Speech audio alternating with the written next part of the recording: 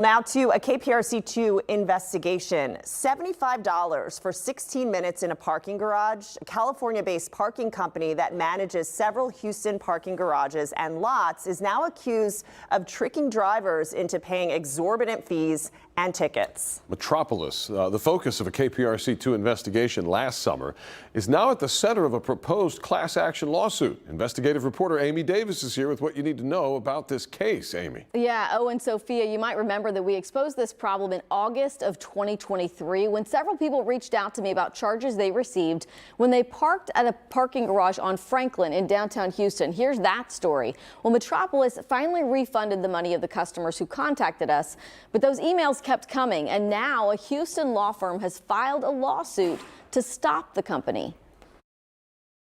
Basically, to me, I felt like it was like a bait and switch. We'll get you in the garage for $5, but we're going to charge you $26. This is the sign that was posted at the parking garage on Franklin. It reads $5 for 12 hours on Saturday and Sunday. But this is what Metropolis, the parking garage management company, actually charged Tina Rubio's credit card after she exited, $26.25. So we expect this is happening every day at every one of these centers. And there are a lot of centers. On its own website, Metropolis claims it is the largest parking network and operator in North America, with more than 4,000 locations using its AI technology to process over $4 billion in payments a year. Here's how most of the garages work. There are no entry or exit gates and no parking attendants. Drivers scan a QR code to pay, and cameras capture their license plate on the way in and out of the garage.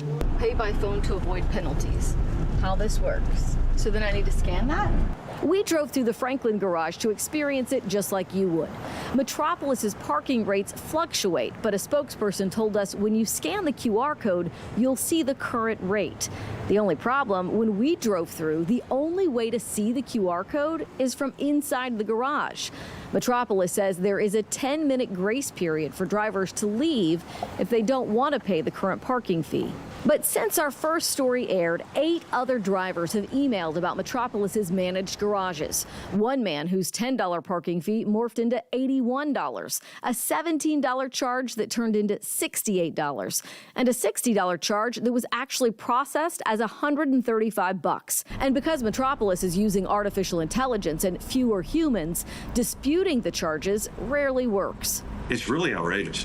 I can understand how a new technology might have some glitches, but that's not what this is. Attorney Alex Brown with the Lanier Law Firm is co-counsel on the proposed class action lawsuit. In court documents, they claim Metropolis makes more money fining customers than they do from simple parking fees.